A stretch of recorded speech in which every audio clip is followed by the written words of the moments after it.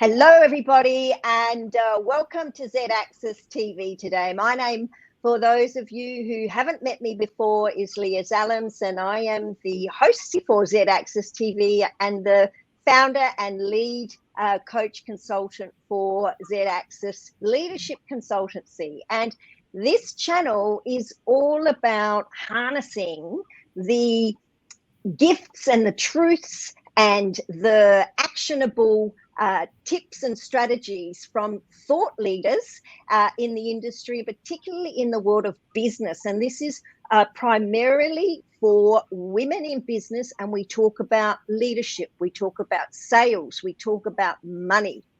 And today we have a very experienced, very in-demand business consultant, Eric Tjoeng. Welcome, Eric. Now, did I pronounce your surname correctly in the first instance? Yeah, excellent. Can't complain about that. It's really good. And thanks, Leah, for having me. Before we launch into it, we've got 30 minutes where we're going to explore a little bit about who you are, what you do, and who you help, and some of your thinking and decision making behind the reasons for why you've chosen to work in this field of business. And then for those people who want to know more about what and how Eric works, we will have a way for you to connect and go deeper with Eric. So stay with us to the end. We've got 30 minutes today. And if you're watching us on LinkedIn, on YouTube, on Facebook, then do put a comment below so we can see who you are. If you've got questions, pop your questions in there and we will do our best to answer those in the sessions or come back afterwards to do it. But let me introduce Eric in the first instance. So Eric is recognized as one of 10 Australian business strategists and experts to watch in 2021 by the Australian Business Journal.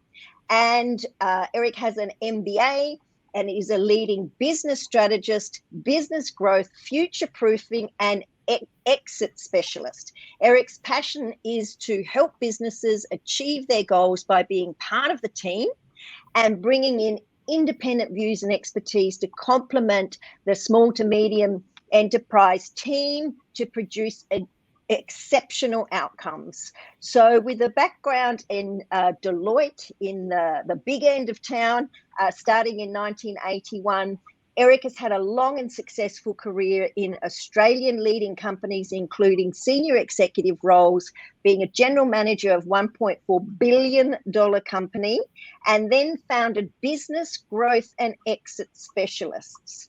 That is BGES, a boutique management consultancy firm based in Sydney. And Eric has also been named as the BRW's Fast Starters list and business award winner. Your specific focus on exit strategy for business owners. I would really love you to talk about, and because that resonates and correlates very much with where I work with people, is starting with the end in mind. Is where is your mountaintop? Where is your end game? How do you see this playing out? So I'd love to explore your perspective on what has led you to specialize specifically in helping to create business strategy around this. But let's maybe start a little bit earlier on your journey and tell us in your words who you serve and what you do with your clients and the number one problem that you are known for solving the best.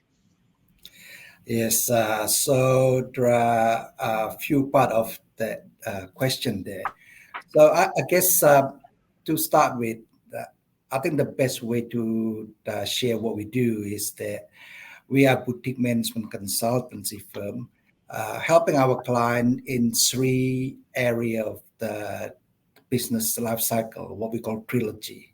Obviously, they start a business, they want to grow, and at the same time, they need to future-proof their business. And as you said, Leah, look, is always having end in mind, which is the exit part. Now, the interesting part is that why, with my large corporation background, going to serving small to medium-sized businesses in Australia, is basically I realized there's a gap between how small and medium businesses is running their business and planning their business against well-proven large corporation. In the large corporation, they actually everything's very strategic. As you know, they have a strategic plan, either the CEO or the strategic director driving that clear direction. So they have a clear direction how to basically compete in the current market and difficult situation, and how to be successful, and potentially, drive the shareholder values accordingly. Whereas SME, because of their resources and they are both time poor and resource poor, they tend to zero into certain pain point and try to solve that. For example, they might have some sales or marketing and leads challenge. It's good to address that, but at the end, you're only as good as your weakest link. This means you have to have the rest of the business in line and be able to support the growth in the leads and in terms of fulfillment, customer service, and obviously in terms of your cash flow, etc. So that's basically. So if I can just clarify there, Eric, you're saying that what you see when you start working with business owners and strategy directors is all their focus goes on that one major pain point that's obvious to them, right? Because Yes. they think, oh, I need more sales, so I need more leads, so let's pour money into that. And they are time poor and resource poor. And I guess if all the energy goes in one direction, there's a number of other elements in the machine that are not getting the attention. And is that where you come in? How do you help them to see that they need to look at the bigger picture as well as focus on that major pain point? Yeah, so I guess the way that we see it is we totally understand that we want 2 or 3 major pain points that they are feeling it right now, and then they decide obviously do the firefighting, put out the fire. But what we are saying is you need to go back and then maybe lift yourself 1 or 2 levels, like have a helicopter view.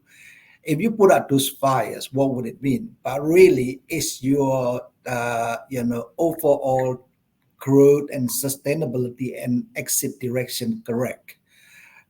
And if they are not correct, once again, as you have pointed out there, Leah, you're only as good as your weakest link. So the way the large company doing is you top down, you have a look at the big picture, and then all your functional strategy like marketing, sales, financial, HR, operation, and fulfillment all actually hook into the big strategy. So all of them actually working in unison in one direction, right? Rather than just fix one area and other area, falling short. I think there's a challenge. If you maybe use an extreme example, you are one of the best in SME, you're doing everything well, but your receptionist is not answering the phone nicely. They might say, well, look at this. I don't think they are that professional. Most probably I should not deal with them. Talking about first impression. But once again, you might think, well, it's only a reception and receptionist. But unless they do the right thing, your potential client can get a wrong impression. That is a good example of that. So you've got to make sure you fix up everything. The same thing, you got a lot of marketing done. You are good in sales conversion. You got all the new leads, but you cannot fulfill the requirement. Your customer obviously is going to get upset. You asked me to go to you and buy from you. Now I already ordered, and it's going to take years to be delivered. Obviously that's not going to be the right thing. I'm talking about in building construction. A lot of them got problem in terms of fulfillment because of supply chain issues. So they need to find a solution for that. Yes, and so this is what we've been focusing too on. What are the tough times that we're experiencing, because we are seeing a lot of businesses struggling. And I'm wondering, like you mentioned, construction and supply chain, and we're seeing a lot of big companies are actually folding. And then your mum and dad construction businesses working on really, really small margins. I know my son he's a final year apprentice in carpentry at the moment. And his company seems to have quite a good pipeline of work. And I keep saying to him, like, hang in there, stay with a company that's got a good forward pipeline, because we really don't know what's going on under the lid. And it sounds like this is where your superpower is to get under the lid and help them to see all the areas that need attention, but also to help them put perspective on a more holistic approach to problem solving and business growth and business management. And what are the biggest challenges you're seeing perhaps today? Is there anything specific that is worse or more challenging today than it was, say, 2 years ago before COVID, in your client base and in that small to medium business arena? Yeah, good question. I think number one challenge is to remain relevant, because as you know, the customer demand and expectation have changed during pandemic. They might be aware about the supply chain issue. They might be aware that cost of goods and services are going up because of the inflation. But one thing that they don't want to know is, if I want this to be done, it's your job as my supplier to supply it to me. Just going back to your example there in building and construction. Interestingly, for smaller building and construction companies, some of them actually stopped taking new orders. The reason being that they have been hammered with the rain, which is the weather situation is beyond under control, and supply chain. So they already have possibly, more than 1 year of work banked up because of those problems. And as a result, because they think business as usual, they don't come up with a new innovative solution addressing this issue. They cannot take any more new orders. If you think about it, this customer come to you, you want you to do the thing. You say, well, by the way, we can't do anything in the next 12 months. You got to wait longer. That is certainly a big impediment, not only about your reputation, but obviously in terms of doing business with you. So just share with you some of the practical solutions that most probably they should consider that we have implemented for our client and proven to work. For example, supply chains. We know in building construction industry, they ran out structural wood a while ago, and it's the same thing with some of the steel component. But the way you got to have a look at that is, what else can you do? For example, we have organized securing, 6 months supply for our client. Normally, a lot of businesses, do just in time, which is the sort of mantra in the old days. But under current situation, just in time basically will not work. In fact, it's going to destroy your business. So the old best practice will not work anymore. And is that because you can't get it just in time when you want it because of the supply chain issues? So you have 100%. To be thinking longer, but then they have to pay more upfront, right? Because they have to, if they order 6 months, they have to pay for 6 months. This is what you need to think. Don't forget, if your business doing well, most probably you got a war chest anyway. So for most of our clients, our advice is, when you make a profit, don't distribute the whole thing as a dividend. Save them as a war chest that you can use. So in this situation, if you can negotiate with the supplier, pay them COD and get 3 to 6 months stock, you are well ahead of your competitors. You think about it. As a supplier, they are so nervous now. Even a large company, a lot of them like ProBuild, Tondo in Tasmania, a large company actually went bust, right?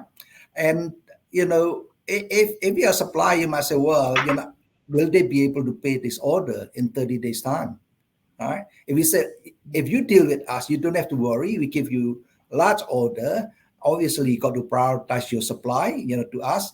We are quite happy to pay you COD. There's no risk to you. You get your money right now. Not even 30 days, not even 45 days that normally they get paid.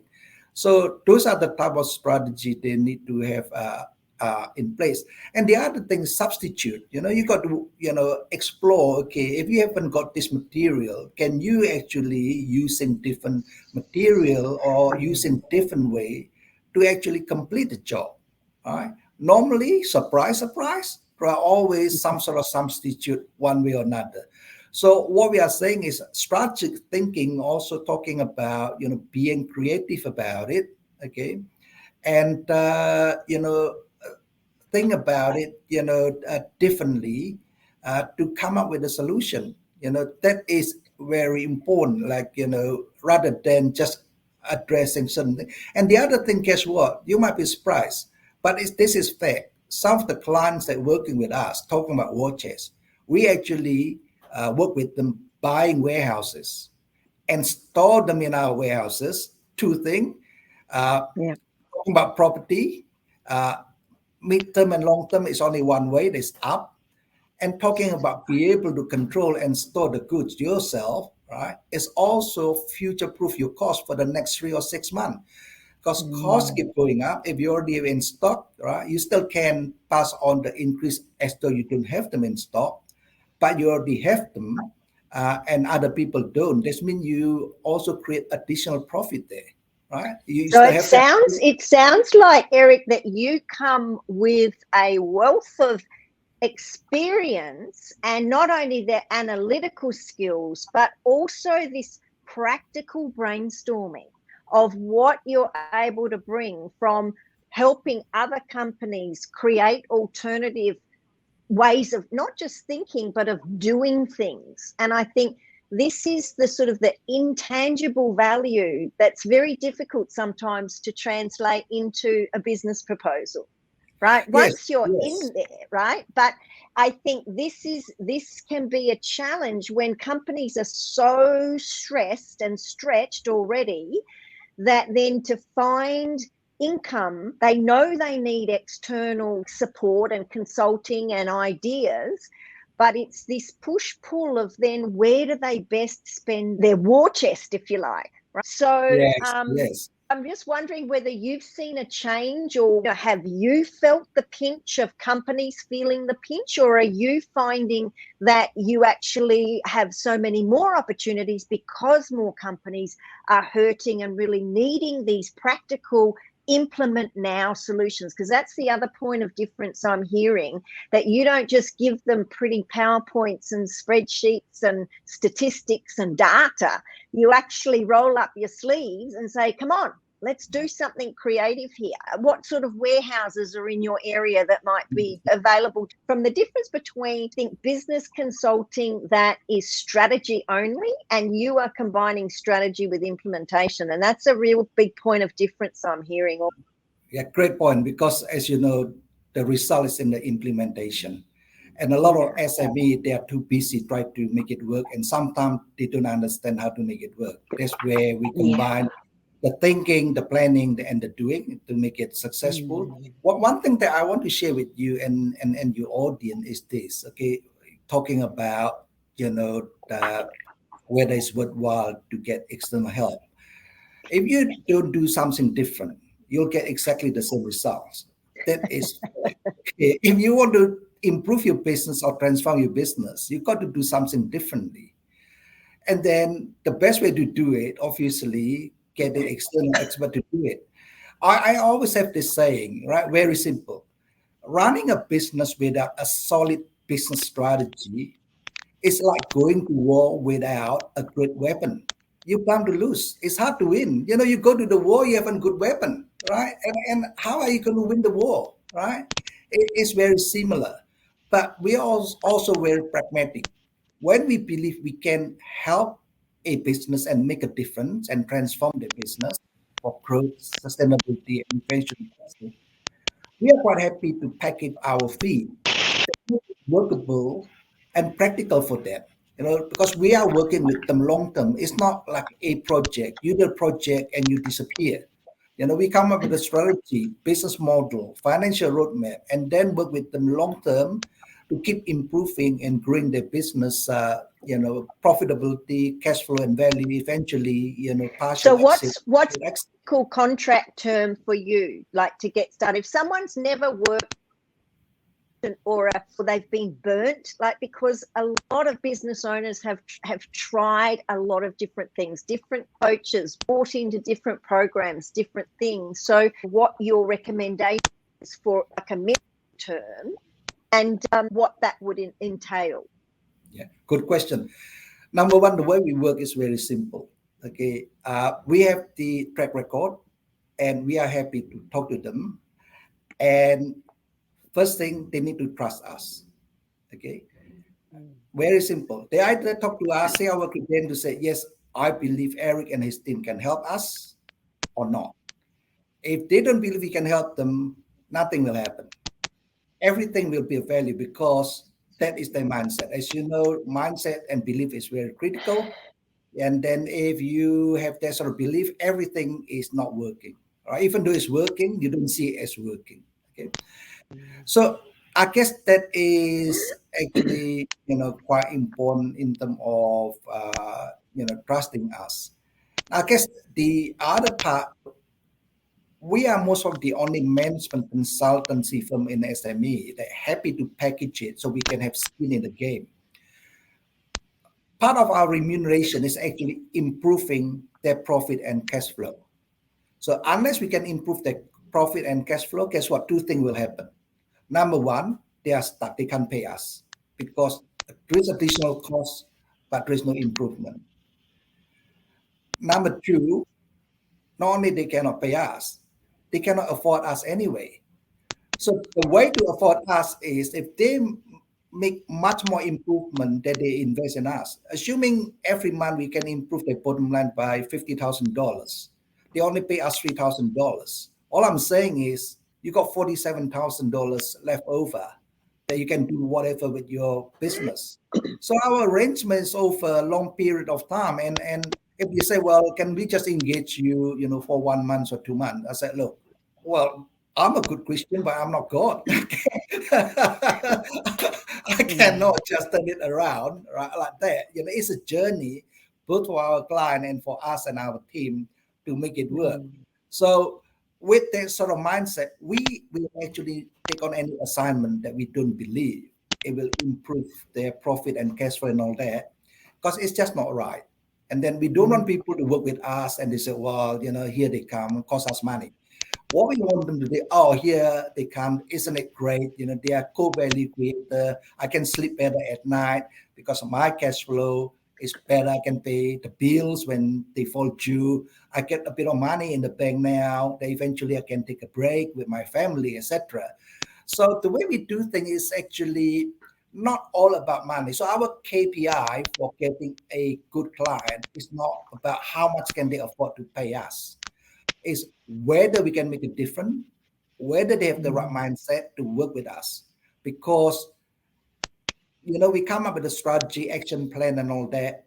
They need to actually press the button with us. They cannot say, well, I'm busy this week, I got no time. Next week, the same thing, got a new project. The week after, gee, I got family coming from Queensland, etc. What we are saying, great. But you need to have a commitment and work with us actually doing things to improve the business. So I guess. Yes, and I love that honesty and kindness, and it's absolutely the voice of a consummate professional who absolutely walks his talk, Eric. And a slightly different tag as we come to the last few minutes of our conversation today. Like, there is a lot of talk, resignation, a lot of people leaving corporate, particularly in the middle layer, and like we saw, striking, healthcare workers strike. So there's a lot of people coming into the coaching and consulting market or wanting to make their passion their business, and often their driver is like you, like me, help me difference. And so do you have any sort of closing thoughts, or is now a good time for people to be starting their own consulting business? I think any time is a good time, provided you do it right from the beginning. What I mean by that is that, when you want to start anything yourself and running a business, you need to make sure you have a clear game plan. You have a clear strategy in terms of your vision, mission, and what sort of culture you want to have in the business. And you got to understand what sort of product and services you provide. Why would they buy from you, right? In other words, your competitive advantage or value proposition, and how are you going to market them, and how are you going to make the whole thing work. Now, the backbone of this is what we call financial roadmap. So you come up with a big picture strategy, but then what I will say is, show me the money. How can you put that? And then if you are going to service that market, what sort of revenue can you generate? What are the costs? And what sort of money are you going to obtain from your new venture? And what about the cash flow? Do you have all the resources to do it? How can you plan it and make it work? That also can make a difference whether pragmatically you only can do it as a side business to build it until you get to a certain point and then leave your job. Or you say, wow, look at this. I got certain money in the bank with my business strategy, my business model, and the financial roadmap. I actually can afford, to jump into it, put 100% or 110% into it because I got a bit of money up front, and then at 12 months, I'll be in the black, for example, right?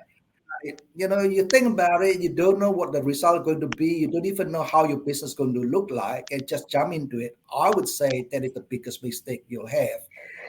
Well, it is, but it's also what a lot of coaches and consultants are putting out in the marketplace, that if you've got a passion, you can make money in your passion, because passion is the key. Passion is totally important, and I can hear and feel your passion in every word that you express, Eric. But I also hear incredible breadth and depth of all the important ingredients, like to make a cake that's actually going to look good, taste, and be recommended to others, because this is such a big referral, isn't it? As much as we do things online, the trust element there's nothing like a referral for trust.